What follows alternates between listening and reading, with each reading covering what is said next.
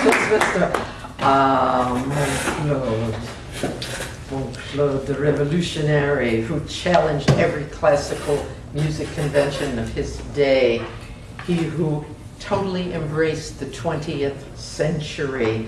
No wonder a fuzzy-headed romantic like me is head over heels with his music. Well, I'd just like to introduce you to him. Oh, and ladies, his turbulent private life. Well, I'm not a musician. I'm not a musicologist. I can't explain the technicalities of why I love his music so much. I just like you to give it a try, just one time this week. All right. As you know, though, musical tastes are very personal and private. Just like your taste in wine, your taste in poetry. Let's get a show of hands. Let me see what your tastes are. How many are classical music fans in here? Okay, now how many might be jazz fans, jazz music fans? Okay, a lot of the same hands. Now, of you classical music people, how many of you prefer the Baroque, the regular rhythms, 1, 2, 3, 4? Raise your hand, Jim, raise your hand. 1, 2, 3, 4.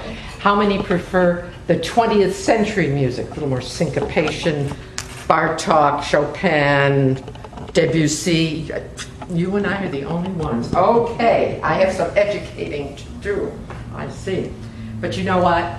All the great composers to me are prophets. They get a message from where? From God, if you will, and share it with the rest of us. And we are blessed to receive it. So this week, I encourage you to think of whoever your favorite composer is, and just spend a half an hour this very week with them. Let the music wash over you.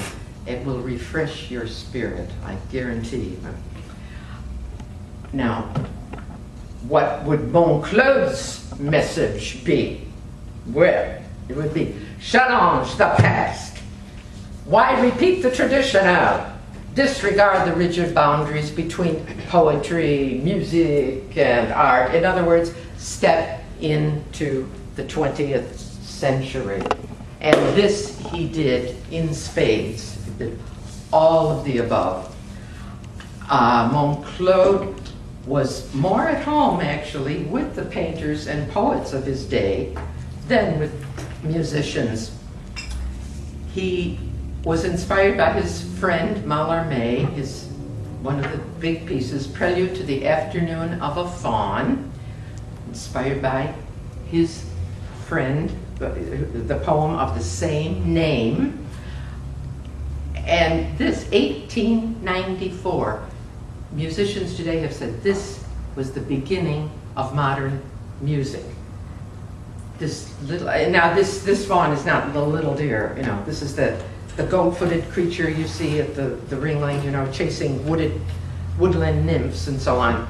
And he's playing the panpipe, like the da da da da da da da da. 1894, ladies and gentlemen, that heralded the beginning of modern classical music. Right? And you've all heard of Clair de Lune. Mm-hmm. For me, Monclode gave the perfect representation, an oral picture, painted a picture with sound of sitting by the window gazing at the full moon, such as we had a few nights ago. Remember Clair de Lune? Da, dum, dum, dum, dum, dum, dum. And then there's La Mer. There's La Mer. That's Monclode's impression of the sea from sun up to sun down, including the dialogue between the wind and the waves. The wind is the male principle, and the waves are the female principle, and the strings just portray the long la-di-da-da-da. It's bedroom music, ladies. It's there. It's there. And now let's talk about his tempestuous romantic life. All right, at 18, he starts an 8-year fling with a married woman.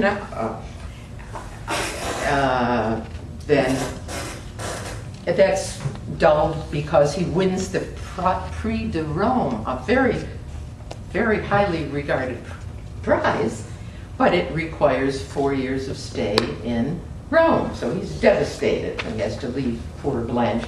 Never mind, he returns to Paris at 27, begins a 9-year relationship with Gabby Dupont, leaves her for her good friend, Lily Texier, a fashion model, marries her in 1899. In 1904, meets Madame Emma Bardock, a married woman. So after shipping off Lily to her parents, he and Emma high-footed to England. There she gives birth to his one and only child, Claude Emma. In true Gallic fashion, of course, Lily, the wife, shoots herself right there in the Place de Concorde. Remarkably, she survives. Well, I'd like to say that Claude and Emma lived happily ever after, but it was a troubled marriage, to say the least. Okay, mon Claude was a lousy husband, but he must have been a wonderful lover. And he was a devoted father to his little daughter, Chouchou, whom he called. He dedicated his children's corner suite to her. She was probably the real love of his life. Well, ladies and gentlemen, have I piqued your curiosity? Have I challenged you to listen to just 1/2 hour of music on our classical station, 89.1? If you can't stand those fuzzy edges and all the non-direction, the modern music, pick your own favorite composer. As I said, they are all gifts from heaven. After I listen to almost any composer, I'm so moved to tears. I think, how can a human being on this planet produce something so beautiful? In the words of mon Claude, let us not ignore the magic of music, since of all the arts, music is the most susceptible to magic. Madam